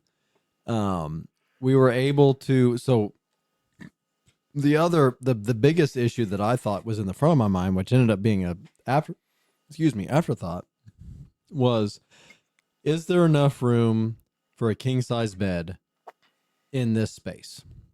Yes, there is, but then is there room for anything else? So, super long story short, because it was a full size floor plan, I was able to stand there and I had to take measures like, okay, the bed would be from here to here. And then you have this much room to the door, this much room to the door. Is that going to be enough? And I was like, okay, so the original, like, we were changing back and forth where the bathroom was going to be, where the closet was going to be, because she wanted to lay in her bed and look out the double doors at the sunset. Like, okay, like, I guess in the middle of winter, you'll be going to bed at 5 p.m. so that you can watch your damn sunset from bed. But I didn't say that. I didn't care. Basically, we were able to nail down, because I have to get this kind of ball rolling because I guess deadlines are looming, apparently. So I was told we need to do this at Amanda speed, not Sam speed. So that's considerably quicker than I want to move. But what's the saying is whatever's on the other side of hard things or what, I don't know. Yeah. So we're doing it. It's just like eating an elephant, man, one bite at a time. That's all you can do. Pee on the hottest fire. That's right. So we got which I should have took a picture today. I did not. We folded the plans back up, put them back in the shed, and I staked out the outside perimeter of the garage and the house, including the wraparound porch. So there's 8 stakes out there for the garage footprint and the house footprint. And it's basically right over the top of the old house. And the good news is by turning it the 72 degrees that we turned it, we need approximately 7,000 tons less of fill dirt. Okay, that's good. We still need quite a bit, but not nearly what I was anticipating needing, which makes my heart happy, as well as in the back of my mind, I was thinking, like, and this is just like poor communication is all it was. So like I was thinking the house had to go this direction. She was thinking it was going to go this other direction. And I was like, I know we had the conversation about how the water flows across the front yard because were you there? Like there's like 9 acres of cornfield that drains across my front yard. Mm-hmm. Doesn't go to the road ditch, doesn't go back to the ditch in the back of the house. It comes right across the front yard. And I was like, and she's like, can we divert that? And I was like, yeah, anything's possible. They built a fucking gas station on top of a fucking 60-foot deep drainage ditch next to the interstate north of fucking town. Yeah. You can do anything. It's how much money you're going to throw at it, you know? And we had that conversation because in my mind, the house was going to sit right in the middle of that fucking waterway. And she was like, that's not where the house is going. And again, breakdown in communication, men and women speak 2 different languages. Right. So anyway, super long story short, we need some fill dirt, but not like, so have you driven past S&B Dairy? Well, it's not S&B anymore. It's like Ice Cream Sisters or whatever the fuck. Mm-hmm. Anyway, over by Randy's house, Yeah. they've got like a pile of dirt that could fill like where they built QT. You know, they got a pile of clay. And I thought we were going to need all of that, you know. And we don't. We don't. So that's pretty awesome. It's just been every weekend. I mean, we had a friend that reached out to us that was concerned that they hadn't seen us in a while. And Cody doesn't listen to this, so I don't have to worry about him hearing this and freaking out. But at risk of sounding like where I've been painted as doing my life according to Boss Man, we used to frequent some establishments that sold alcoholic beverages on the weekends. I can't tell you last time I've been to a bar. It's been a long time. And this friend that was concerned about us, that's pretty much all they do. Like, this friend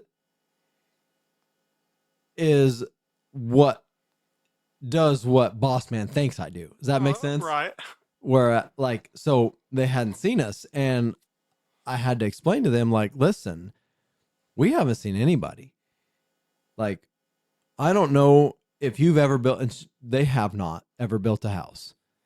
They've not ever really had problems in their life. Like, nothing against them. That I wish I had their problems, you know. I have different problems. Everybody has different problems, but like, they can't wrap their mind around working every weekend on something because they've never been in the situation where they were financially required to use sweat equity versus dollar bills. So, yeah. So, anyway, I had to explain to him, like, we're not ignoring you. We're not trying to avoid you. We're literally fighting for our lives during this house build. So every single weekend, we're doing something on this house. And most of that is mowing. So, Right. so I tried to buy Dozer's Hustler, and he basically told me to pound sand when I tried to buy it. And so I told my dad that I wanted a diesel zero turn. One of my customers has a diesel grasshopper, and I like the idea of the grasshopper because the deck's out in front and you can get underneath stuff without having to duck or whatever. And then the deck folds up so you can get to the blades and whatnot. And then another couple of my customers have the Kubota diesel.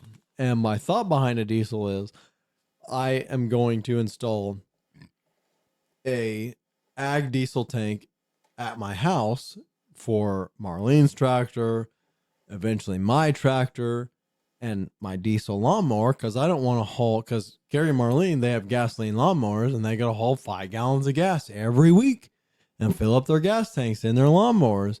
And it doesn't matter how much or little you spend on a 5-gallon gas can trying to fill up a riding lawnmower, you're going to fucking spill gas every fucking time without question. So my thought is, if I have a fucking gas pump that I can just pull up to, stick the nozzle in just like my car, fill it up, that would just be great. So I like, mine's made up. I'm getting a diesel zero Is turn. it going to be cherry flavored? Well, yeah. Okay. It's an ag diesel tank. It's cherry flavored. So anyway, fast forward, my dad keeps sending me like, Because your dad's on Facebook. my dad's on Facebook Marketplace, and he'll like send me this like 1974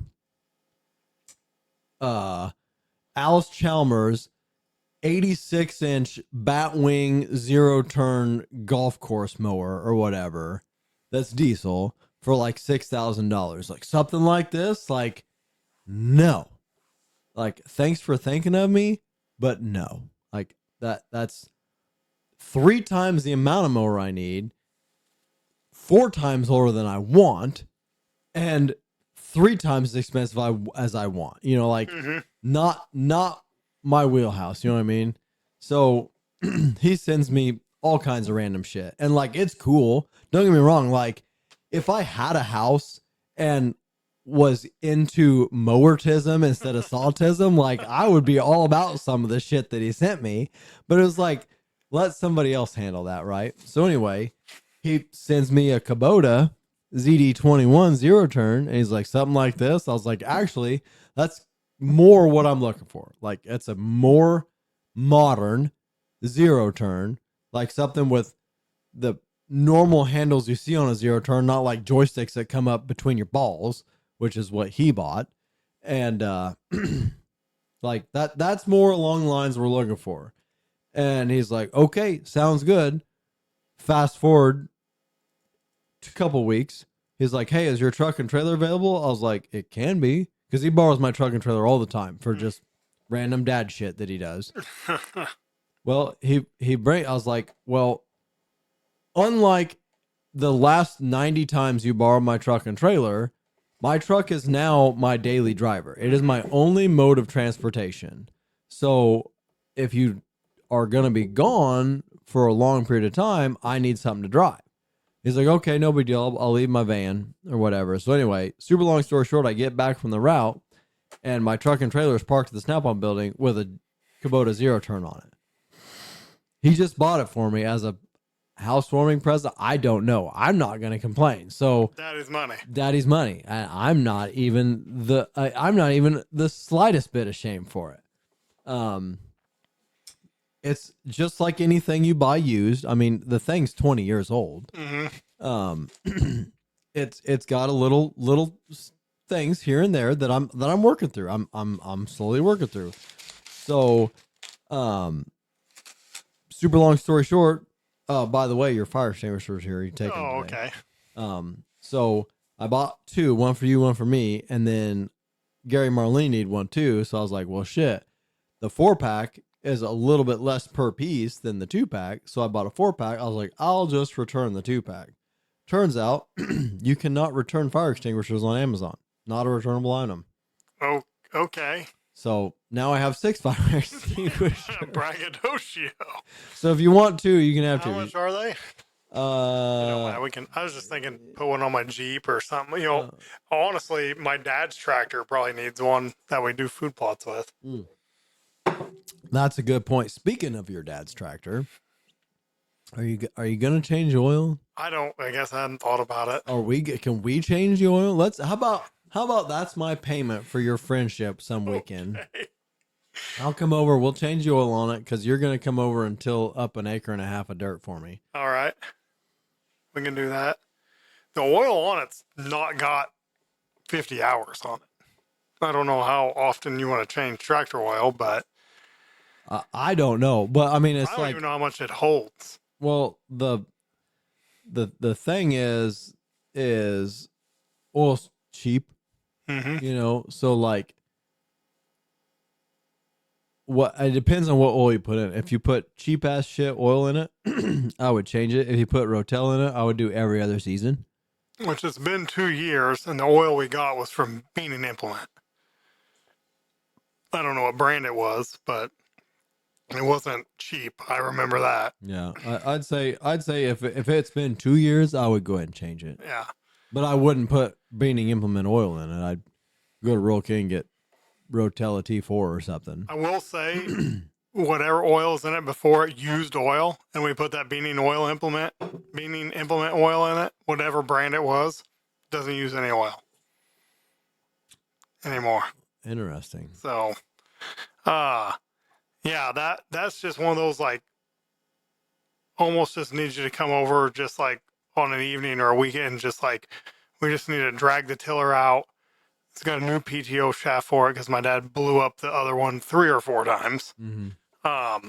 It needs to be cut to length, and like it just needs, hit each grease zerk with a grease gun and just do the thing. We need to put an upper limit on the 3-point. Yeah, aka vice grips. So yeah, I'm down because it needs done anyway. But then like it's got a generator on it, Mm-hmm. and when you run it wide open, it's at 12.8 volts. You think we can take it to K&W and just say, hey, is this operating correctly or incorrectly? Well, they're going to charge you $120 for $150. You can put alternator on it. Oh, the conversion kit. Yeah. And then the oil filter is the big cartridge style filter. Mm-hmm. Maybe that's not the word I'm using for, but like you've got like a metal housing, you put a cartridge in. An element in it, yeah. Yeah. And for $70, you can buy the adapter to put a screw-on filter on it. Like that all needs to happen. Well, the question is, how long are you going to keep this tractor? Well, my dad inherited some money from my grandpa or whatever, and I thought he was going to use it on a new tractor. $100 bill. Basically. And he bought a new 4-wheeler. So Right. The problem is the tractor we've got for $7,000 does 90% of the work of a $25,000 tractor. Sure. So like you have to spend a lot of money to get anything better than what you got. Anything better than what we got. Or more, not better, more capable. Yes. Yeah.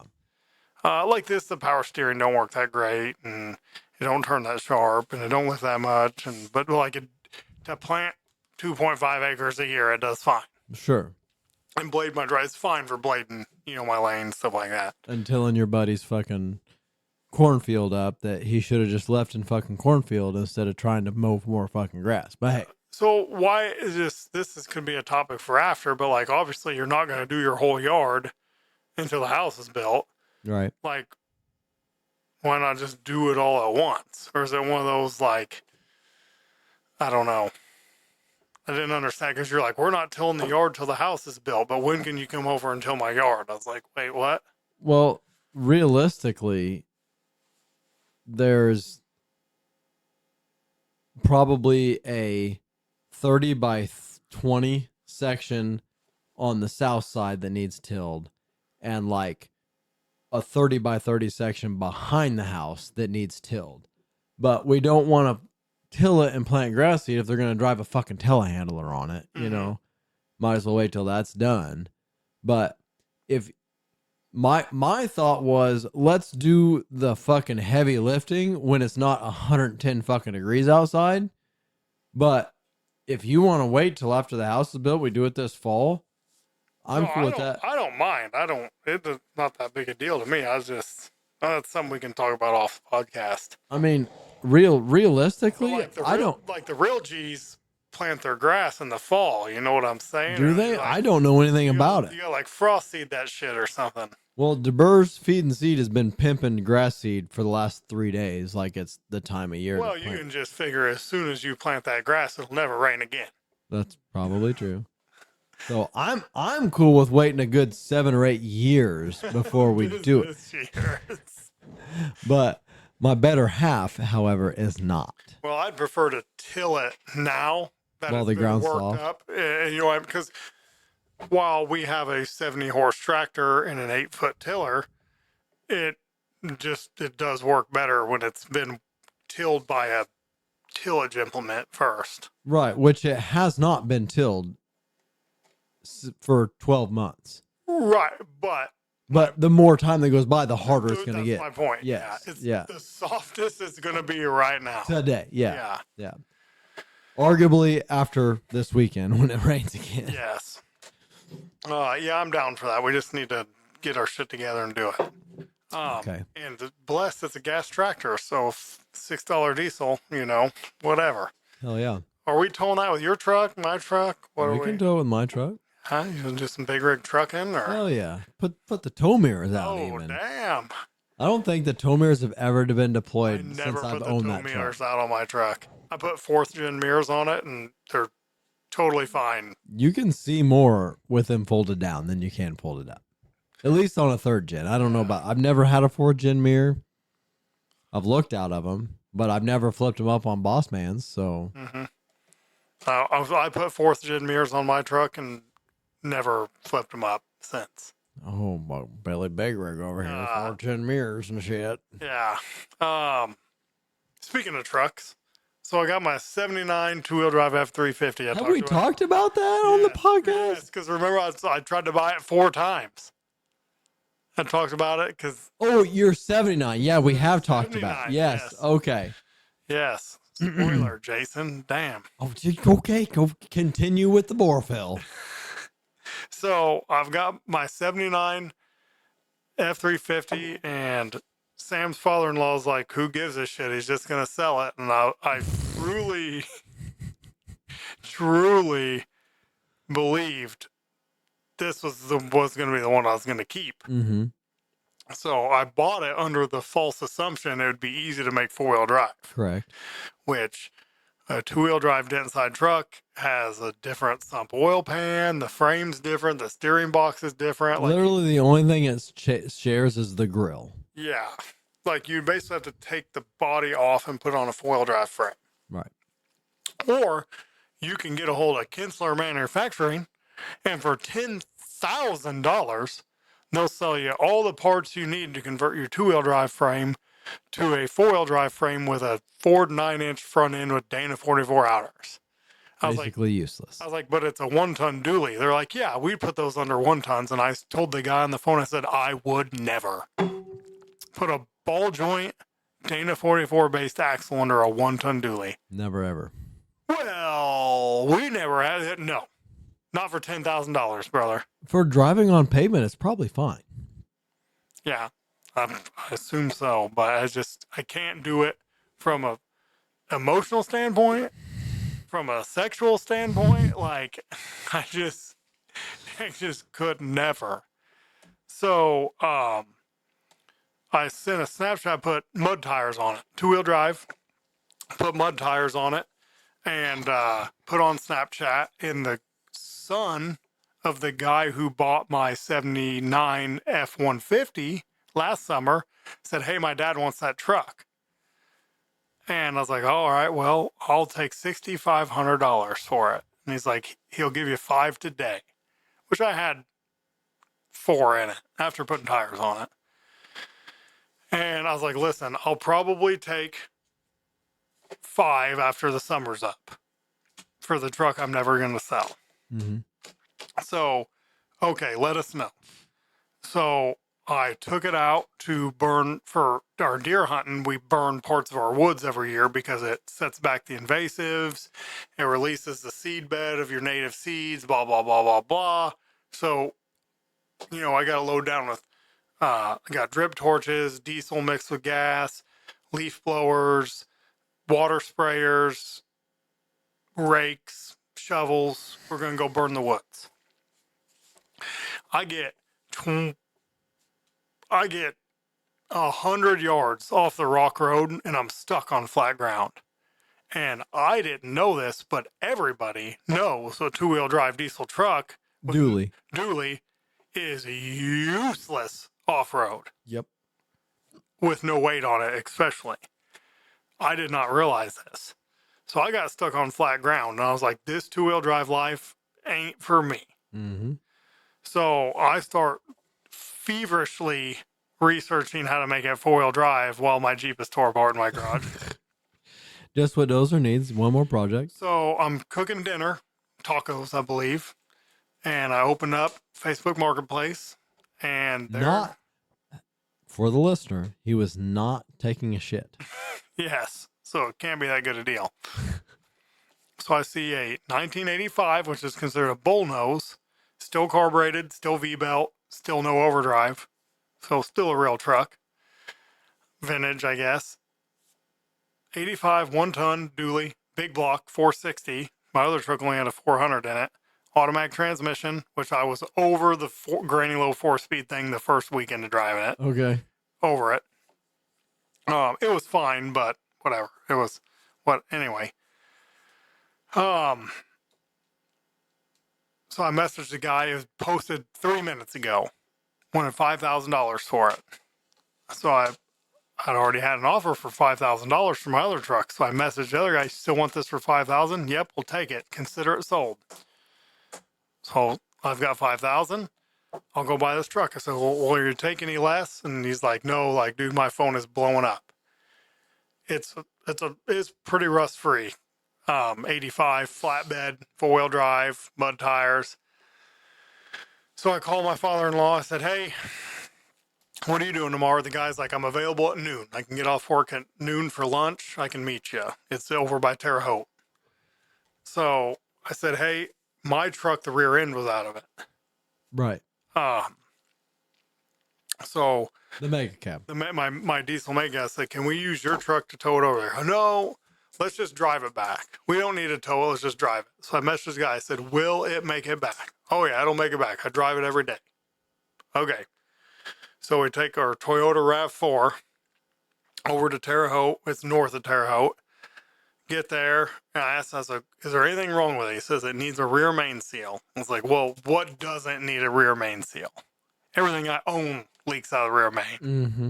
So I just blew it off. Like, yeah, that's like saying it needs gas. Yeah. Yeah. Whatever. So I go look at the truck. Fire it up. I mean, it fires up like that. Has a Holley vacuum secondary carb on it. He just put on it. Had all the owner's manual choke not hooked up, whatever. So it's got a big old farmer fuel tank on the back. And I go, are you taking that off? Or I go, oh, that goes with it. That's the fuel tank for the truck. Ah. So the fuel tank for the truck is under it, and it is completely rusty and smells like varnish fuel. And I've never seen this truck, for the record. No kidding? Yeah.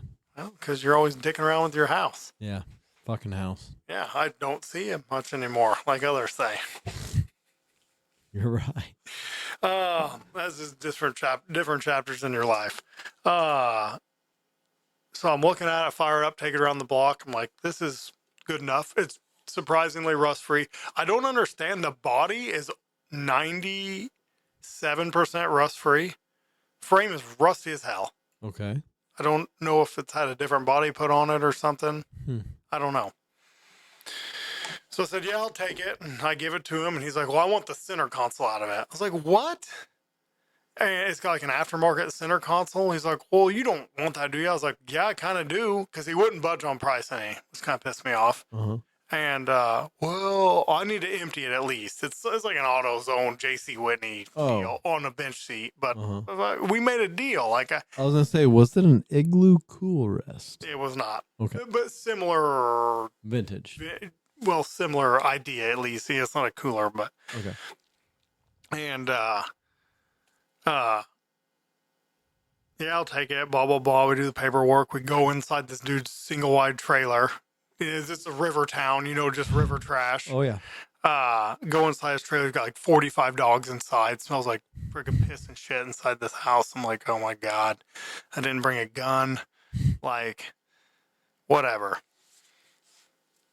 So, get it bought. My father-in-law's like, who's driving it first? I said, you drive it first. He goes, I haven't drove an old Ford truck for a while. I'm looking forward to it.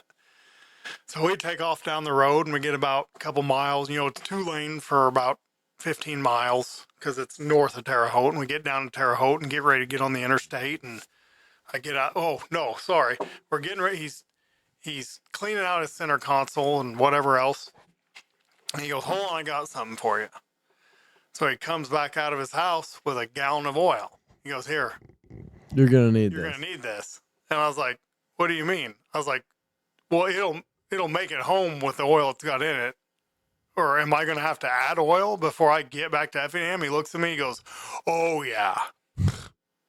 Oh, okay. News to me. So, we get in, take off, and Morton is an hour and a half home for the sake of this conversation. We drive 45 minutes. Mind you, there's no gas gauge because there's a bulk tank on the back of it. Yep. I was like, let's pull over, check oil, check over everything. Switch drivers. I can drive. Jerry's like, this thing's a rough riding son of a bitch. And, it is like that 2-wheel drive F-150 rode like a S10. This 4-wheel drive rides like a log wagon. And, we pull into the Martinsville gas station. Or Martinsville. Marshall. Yeah. And Jerry shuts it off. He goes, let's see if it'll start. Goes to start it. Won't start. I'm like, cool. And he pulled up and it was, I thought, making some noise. So I pull a dipstick on it. No oil in the dipstick. Dump the whole gallon in it. No oil on the dipstick. Yeesh. So I go in the store and buy a quart of oil. Now, mind you, this guy's been putting 5W20 in this. Is the oil he's been putting in it. Okay. At least that's the oil he gave me was 5W20. So I go in the store and buy me some 1550. And I would have bought a quart of Lucas if there would have been any. Right. So I dumped that in and it's finally got oil in the dipstick. So I put $40 worth of gas in it or whatever. Right. And we go in, go pee, buy snacks, whatever. So I go back out, and I was like, I'll drive this time. Jerry's like, okay. So I get in, it goes, raw, raw, raw, boom, fires up. Okay. And Jerry's like, damn, okay. So I just was like, keys are in the RAV. I put it in gear, take off. See you, bye. Yeah. So I started just helling for home. And got my GPS, speedometer don't work, of course. Mm-hmm. Gas gauge don't work. Oil pressure gauge does work. Blessed. Engine temp gauge works. Nice. So I go helling back home, and Jerry's originally I was leading with the RAV, and Jerry was behind me, which is funny. We cruise control does not work. Okay. But Jerry, we were doing 75. Mind you, it's got 410 gears and no overdrive. Oh, good God. When we'd go up hills, it would downshift a second gear, and it would just roll coal because the exhaust exits underneath of it, and I could see in the mirror when we go uphill, it would just roll coal. Oh, Jesus. So what was it spinning? Oh, who knows? There's no tack. Okay. I don't know. 4,000 or 5,000 RPM probably downshifting. Good God. Because I'm sure the linkage isn't adjusted correctly to the transmission. So after the gas stop, I'm leading, and Jerry's like a half mile behind me. And I was like, am I driving that fast? I get like my phone app out, GPS, and I'm doing 72 mile an hour. And we drive, and I go all the way home. He pulls in. It's like he needs to take me to work because his vehicle is at Jedco. I get in, the whole windshield is oil. Oh, shit. He thought it started raining, so he turned the windshield wipers on. Oh, no. All over the windshield. He's like, I think you need a rear main seal. Oh, my But God. I got to looking at when they put the new carburetor on it, they didn't hook the PCV system up. So it's leaking oil from everywhere. Right. Anywhere it can leak oil from, it's leaking oil. Yep. Valve covers, intake, rear main seal, oil pound gasket, it's all leaking. So I got to decide what I'm going to do about that, but I need to get my Jeep going first. I thought you said you put the PCV system. I did. I hooked the PCV back up. Drove it up and down my lane, which is 1.8 miles, let it idle for 10 minutes and parked it, and it's got a spot the size of a baseball under it. Which is a tenth of the size it was previously. When we parked it at the gas station, I had a spot the size of a basketball under it. Right. Just from parking at the gas station. So, headed the right direction. So anyway, you want to transition into shit why it says? I do indeed. All right, so... back, I gotta find my back when I had the 79 for, I had it licensed and insured for about 5 days. Right. I brought the kids to school in it one day. And Wyatt's like, man, we've got the nicest old dirty junk truck of anybody at this school. And I couldn't decide if that was a compliment or an insult. Well, he's not wrong. So then I dropped him off at school, and I went to pick him up, and Wyatt had a book bag, Em had a book bag, I have a book bag I bring home from work with my laptop in it. We had a tote that we fill with packages to bring to the mailbox or to the post office, and we had it all in this truck. And Wyatt's like, there is no room in this truck. I said, yeah, brother. I said, welcome to regular cab life. He goes, this isn't a regular cab. He said, a regular cab has 4 doors. This is an unregular cab. And it made me realize every truck in my kid's life is a crew cab. Yeah. My dad's truck, my truck, any truck I've ever owned besides those old Fords, my father-in-law's truck, your truck, everybody's truck is 4-door. Yeah. My kids are growing up in a world where a single cab truck is an irregular cab. Irregular cab. Huh. That's an interesting point. Yeah. Fun fact, my '04 Chevy, regular cab. Yeah. 2 doors. Unregular cab, according to Wyatt. Unregular cab. Yeah. So then one night the kids are on the bow team and we were bow shooting, and Wyatt was just, I mean, he didn't shut up. I said, Wyatt, do you ever stop talking? And he looked at me and goes, I don't know what to say. I guess I'm just a good conversationalist. He's 8 years old. Touche, Wyatt. Touche. I have this written down. I don't remember what the exact scenario was, but I was giving Wyatt shit about something because that's what I do. He goes, well, that's the life of Wyatt, written and narrated by Wyatt.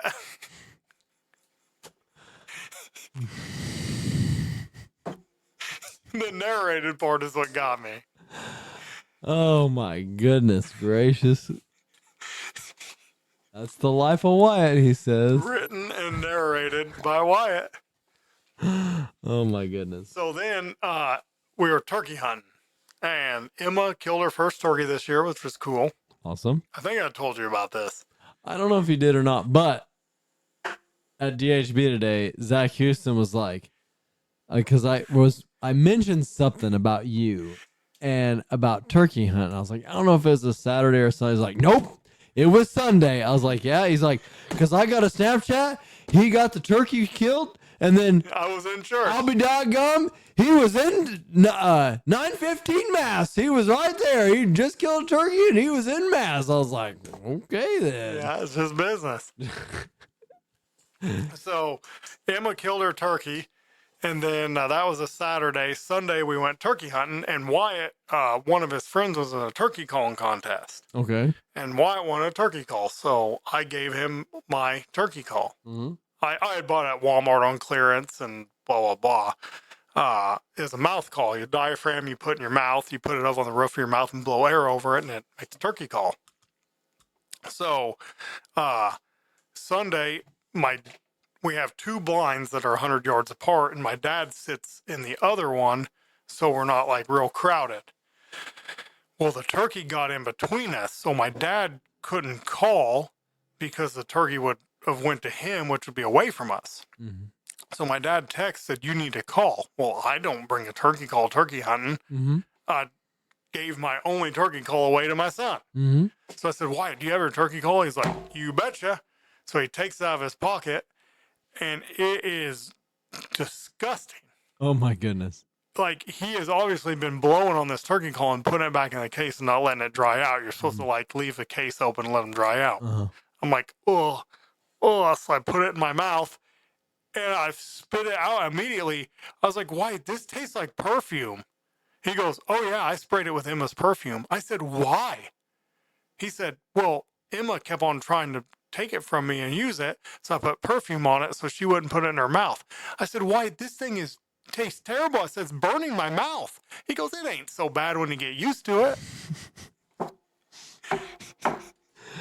Oh my goodness. So I took it and threw it out in the woods. I was like, no. I was like, did you put perfume on it because it like smelled bad because it's like getting like nasty? No, that's not it. Put it so Emma wouldn't use it.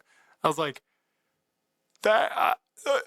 24 hours later, I saw perfume in my mouth. Oh my gosh. So riddle me this: is the Fox Pro still a thing, or is that like a thing in the past, or Like the electric call? Yeah. Oh, it's illegal to use an electric call on a game like deer, turkeys, and stuff. You can't use an electric call. So maybe you can use it on deer now. I don't know. So it's just for coyotes then. Yeah, we just use it for right. predators. Okay, all right. So I feel like it's illegal to use it, but it also might actually maybe be legal now. But we just don't use the electric call. Okay.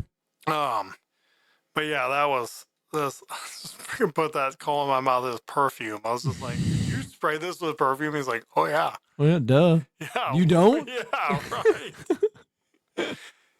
Anyway, that's all I got. So we can move on to what did you learn? What did I learn? Okay. A race car will run with 60% leak down. Okay. Just not fast. It's not fast. A John Deere 318 is way better than a John Deere 316. Mm-hmm. RCV grease is $90 a tube. Okay. A front Dana 44, you cannot do it either emotionally or sexually. That's right. A 86 1-ton Ford pickup truck burns more oil than a Hemi. It leaks it, actually. Okay. Uses more oil than a Hemi. Okay. And Wyatt is a good conversationalist. That's right. What did you learn? I had Polaris oil as a 7,000% markup. People finger all your things at the swap meet. I do. It's just business. Factories have no budget. Never. When building a house, you will be cut 1,000 times. Cut 1,000 times? Yeah, because you said it's death by 1,000 cuts. So yeah, it's just, yeah. it's cut, So it's supposed to be funny. one of our listeners, Randy Wilbaum, will disagree that factories do indeed have a budget. Probably. But anyway. GM trucks are self-healing. Yes. Sam's new house got struck by lightning. What? It burned to the Oh, ground. yeah. Yeah. And Amanda goes to bed at 5 p.m. when it's cold outside. It did not get struck by lightning. A lantern fell over on a hay bale or a straw bale in the living room. Okay, actually. all right. And the cellar and the attic. Just sometimes things happen. These things happen. Yes, they do indeed. All right. Well, thanks for riding along. We'll see you bitches in 2027 at the rate we're going. At the rate we're going, for sure, 2027. Maybe one or two more between now and 2027. Maybe do you think in this calendar year we'll have a podcast at your new studio or? In this calendar year, gosh, I hope so. Yeah, no kidding. I hope so. Like things are happening faster than I expect, but not as fast as Amanda would like, if that makes any sense. Yeah. Well, that's probably good. But like, I can't say enough good things about Ryan Walk. Like, if you would have gone out 2 weeks ago, you'd be like, oh shit, you're a month from putting your floor plan over this spot. And we did it today. Mm-hmm. I mean, it's amazing. I can't say enough good things about Ryan Walk. So it's good. Well, if my house gets struck by lightning, I'll use it. There you go. All right, guys. Again, thanks for riding along with us. And please, we had no listener emails. 0. Your sister even dropped off on us. What is going on? What is wrong with the world Have today? you talked to her? Or? I have not, actually. Maybe I need to check up on her. That's a two-way street. Door swings both ways or something. Something like that. But anyway, guys. Like, hey, did a podcast. Haven't heard from you in a year. Kind of worried. Indeed. Well, we'll see you on the next one, guys. Text her. Call me. It's an emergency. It's an emergency. We recorded a new podcast and have had not heard from you at all. Okay. So, guys, I guess take care. Yeah. And for the love of God, do not decide to build a house. And if you do, buy a dump truck. Buy a dump truck. Hire Ryan Walk. And buy life-size floor plans. We'll see you guys. This episode brought to you by LifeSizeFloorPlans.com. I wish. God dang, I wish they should sponsor us. See ya. See you guys.